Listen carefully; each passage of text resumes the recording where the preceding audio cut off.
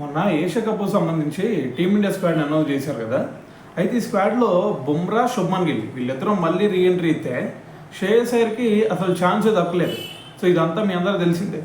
అయితే ఇప్పుడు దీని గురించే సంజయ్ మంజరేకర్ కూడా రియాక్ట్ అవ్వడం జరిగిందనమాట. అయితే ఇక్కడ సంజయ్ మంజరేకర్ ఏమన్నాడు అంటే, ఇప్పుడు శుభ్మన్ గిల్కి ఛాన్స్ ఇచ్చారు కానీ ఇంకో పక్కన శ్రేయస్ అయ్యర్కి ఎందుకు ఛాన్స్ ఇవ్వలేదు.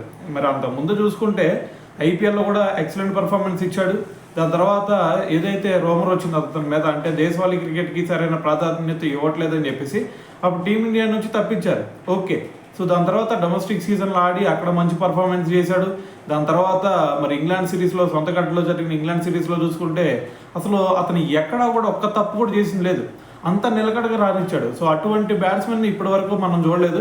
అటువంటి ఇన్నింగ్స్ కూడా మనం ఇప్పటి వరకు ఏ బ్యాట్స్మెన్ నుంచి కూడా ఇప్పటి వరకు చూసింది లేదు.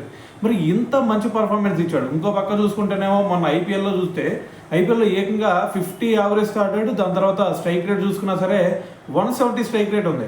మరి ఇంత మంచిగా ఆడిన తర్వాత అతన్ని ఎందుకు పక్కన పెట్టారు? మరి ఇంకో పక్కన అతని ప్లేస్లో ఉన్నాయి కదా శుభ్మన్ గిల్ని తీసుకుంది మీరు. మరి శుభ్మన్ గిల్ పరిస్థితి చూస్తే అతనేమో టెస్ట్ క్రికెట్లో సరిగ్గా ఆడాడు.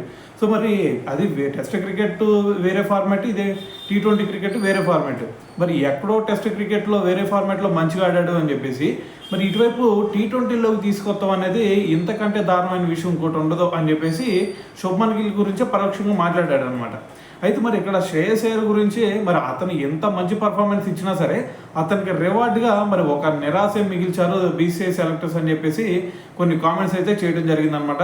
సో మరి దీని గురించి మరి మీరేమనుకుంటున్నారు అనేది కూడా తెలియాలి కదా. మరి శుభ్మన్ గిల్కి ఛాన్స్ ఇచ్చేసి శ్రేయస్ అయ్యర్ని పక్కన పెడతాం అనేది ఎంతవరకు కరెక్ట్ అనుకుంటున్నారో కింద కామెంట్ చేసేయండి.